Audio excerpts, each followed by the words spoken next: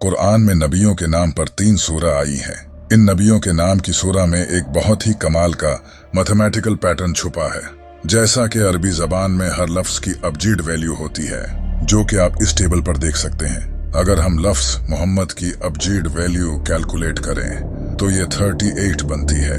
लेकिन कमाल की बात ये है कि कुरान में मेरे नबी हजरत मोहम्मद सल्लल्लाहु अलैहि वसल्लम के नाम पर एक सूरा है जिसका नाम है सूरा मोहम्मद। सूरा मोहम्मद में टोटल आयतें भी 38 ही हैं। इसी तरह लफ्ज इब्राहिम की अबजीड वैल्यू 52 बनती है और सूरा इब्राहिम में टोटल आयतें भी 52 ही हैं। इतना ही नहीं, हजरत नूह अलैहिस्सलाम के नाम नूह की अबजीड वैल्यू 28 बनती है और सूरा नूह में टोटल आयतें भी 28 ही हैं। आज आप कुरान के इस कमाल के पैटर्न को जानकर अपना सिर पकड़ लोगे तो तैयार हो जाओ कुरान के इनक्रेडिबल पैटर्न जानने के लिए। नंबर 1, कुरान में कलर्स का लफ्ज 7 बार आया है और आप ये जानकर हैरान हो जाएंगे कि लाइट स्पेक्ट्रम में टोटल कलर्स भी 7 ही होते हैं। कुरान की सबसे पहली सूरा जिसमें लफ्ज कलर्स आया है वो सूरा नहल है।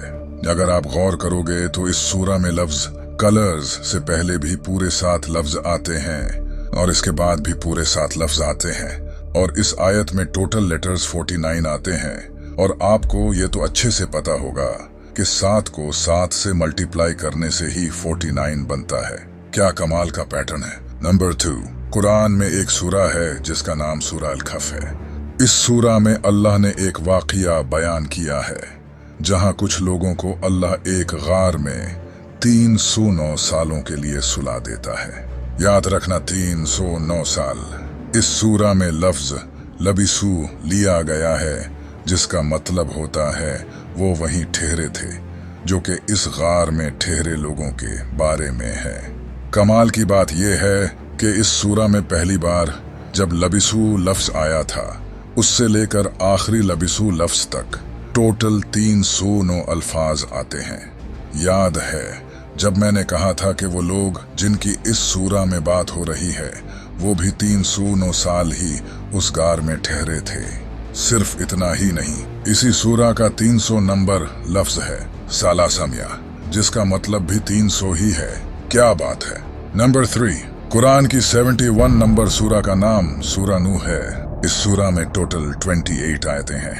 अगर हम इस सूरा की टोटल आयतों को इस सूरा के नंबर से माइनस करें तो जवाब 43 आता है। और यहीं से चीजें इंटरेस्टिंग होती हैं। कुरान में हजरत नूह अलैहिस्सलाम का नाम भी 43 दफा आया है। और सिर्फ यही नहीं, इस सूरा के बाद भी बिल्कुल 43 ऐसी सूरा आती हैं जिनमें हजरत नूह अलैहिस्सलाम का जिक्र नहीं है। और इस सूरा से पहले भी 43 ही सूरा आती हैं जिनमें भी हजरत नूह अलैहिस्सलाम का जिक्र नहीं है। लेकिन क्या आपको पता है कि कुरान में टोटल कितनी ऐसी सूरा हैं जिनमें हजरत नूह अलैहिस्सलाम का जिक्र है? 28, जितनी कि इस सूरा में टोटल आयात हैं। अगर हम इस नूह लफ्ज को देखें तो ये नूह लफ्ज इन 3 लफ्जों से मिलकर बना है। और कमाल की बात यह है कि कुरान में हजरत नूह अलैहिस्सलाम के नाम का सबसे पहली बार जिक्र भी कुरान की 3री सूरा में किया गया है। और जिस आयत में जिक्र है इस आयत का नंबर भी 33 है। सुभान अल्लाह। नंबर 4, अगर मैं आपको कहूं कि कुरान में अर्थ की एज भी बताई गई है तो आप यकीन नहीं करोगे। कुरान में अल्लाह ने फरमाया है कि मैंने ये दुनिया 6 में से 2 दिन में बनाई है। नासा के अकॉर्डिंग ये यूनिवर्स 13.7 बिलियन ईयर्स पुराना है। यूनिवर्स की इस एज पर बहुत से साइंटिस्ट्स बिलीव करते हैं। अगर हम इसका 26 निकालें तो इसके मुताबिक जमीन की एज 4.5 बिलियन ईयर्स बनती है, जो कि नासा के मुताबिक अर्थ की एक्चुअल एज है। अगर आप अर्थ की इस एज को इग्नोर भी कर दो तो फिर भी ये कैलकुलेशन 100% प्रूव कर देती है कि कुरान ने ये सच कहा है कि जमीन को अल्लाह ने 2 दिन में बनाया है। नंबर 5, ये है सूरा अल-नहल। नहल का मतलब शहद की मक्खी होता है। ये सूरा शहद की मक्खियों के ही बारे में है। यह कुरान की 16th सूरा है और आप जानकर हैरान होंगे कि मेल शहद की मक्खियों में क्रोमोसोम्स भी 16 ही होते हैं और फीमेल शहद की मक्खियों में भी 16 पेयर्स ऑफ क्रोमोसोम्स होते हैं। और क्वीन हनी बीज अंडों में से भी 16 दिनों में ही निकलती हैं। इतना ही नहीं, शहद की मुख्कियां अपनी जिंदगी में 4 स्टेजेस से गुजरती हैं। अगर आप 4 को 16 से मल्टीप्लाई करोगे तो जवाब आता है 64। इस सूरा में टोटल 128 आयतें हैं और इन टोटल 128 आयतों में से 64 आयतों में अल्लाह का नाम आता है और 64 में नहीं आता। नंबर 6, ये पैटर्न भी बहुत कमाल का है।